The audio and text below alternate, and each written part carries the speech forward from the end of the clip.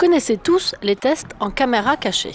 Mais ici, nous faisons autrement. Ici, tous sont au courant de la caméra. Dans le cadre de notre petite expérience, ce que ces jeunes filles et garçons ignorent, c'est qu'on leur prépare une surprise. Une de ces 2 pizzas a été cuite entièrement sans sel. Nous allons maintenant voir ce que ça donne. Allez les jeunes, servez-vous. Alors ? Oh, c'est bon. Et pour vous, c'est bon ? Oh, c'est quoi? Oh, c'est rance. Rance. Oh, il aime pas. Voilà une expérience concluante. En revanche, on peut se demander pourquoi le goût du sel est si important pour nous. Il doit bien y avoir une raison qui explique tout cela. Mais laquelle ? Que peut le sel ? Menons une deuxième expérience, cette fois dans ma cuisine. Les participantes à notre deuxième expérience doivent cette fois d'abord être découpées. Et ce sont ces 2-là. Tout cuisinier connaît ce qui va se passer ici. Je trempe la moitié dans une coupelle de sel. Et après, attendons un peu.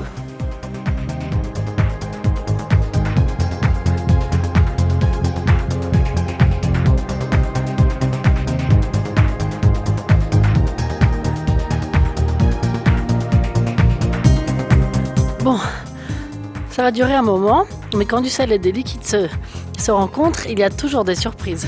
Je trouve d'ailleurs aussi très surprenant que ce liquide-là ait aussi le goût du sel. Car moi, personne ne m'a trempé dans une coupelle.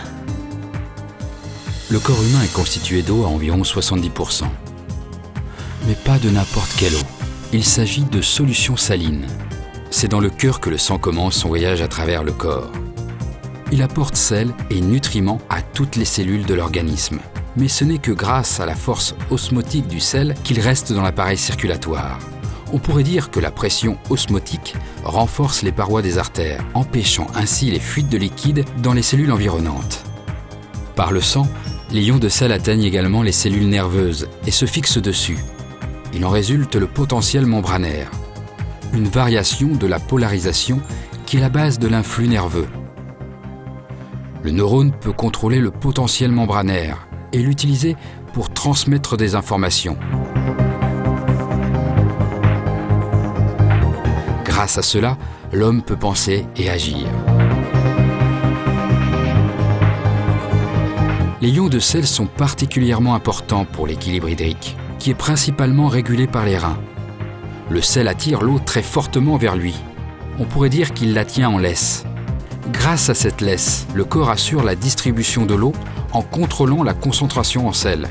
Ainsi, les cellules ne se dessèchent pas et l'eau atteint son but, comme par exemple la surface de la peau, en tant que transpiration refroidissante. Il semblerait que sans sel, mon organisme ne fonctionnerait pas aussi bien.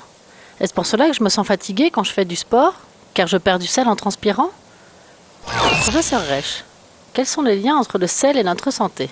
Le sel et notre santé sont liés de bien des façons et en fait, c'est une chose que nous pouvons vraiment ressentir en nous. Quand par exemple, on se promène sur la plage, on inspire véritablement le sel de la mer. Et très rapidement, on remarque que les poumons sont nettoyés, que l'on se sent bien mieux et que l'on respire mieux. Ou alors, si on prend l'exemple de la peau, quand on se baigne dans la mer ou dans une saumure concentrée dans une station thermale qui propose une cure à base d'eau de mer, bref d'eau salée, on sent combien la peau est douce, alors que dans l'eau douce, la peau réagit différemment. Elle devient toute fripée et boursouflée. Mais pour les muscles, par exemple, comment est-ce que ça fonctionne ? Oui, quand on court, beaucoup de muscles de notre corps doivent faire exactement le bon mouvement au bon moment. Et c'est le cerveau qui doit diriger tout cela par un système de signaux, un système qui fonctionne grâce aux ions sodium. Sans ces ions sodium, autrement dit sans sel, notre cerveau ne pourrait pas du tout transmettre ces informations aux muscles. Ah oui, concernant la transpiration, vous venez de le constater, la transpiration contient beaucoup de sel. On y trouve de 1 à 4 grammes par litre de sueur. Le corps produit de la sueur afin de maintenir constante la température du corps.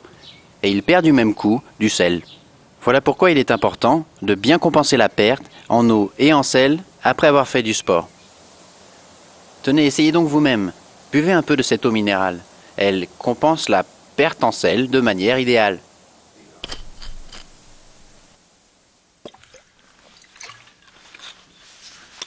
La raison pour laquelle le sel attire autant l'eau tient dans la charge électrique de l'eau et des ions de sel.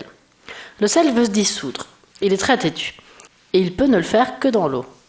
Alors quand il ne peut pas pénétrer à l'intérieur du fruit, il s'arrange pour que ce soit l'eau qui vienne à lui. Et c'est ce que les experts appellent l'osmose. Il y a dans chaque organisme vivant de nombreuses membranes que le sel ne peut traverser, mais qui en revanche laissent passer l'eau. C'est pourquoi il agit comme une pompe qui crée une pression osmotique quand la concentration en sel est plus importante d'un côté de la membrane que de l'autre. Et c'est pour cette raison que les perfusions salvatrices de nos hôpitaux ont exactement la même concentration en sel que le sang humain, dans lequel elles sont introduites.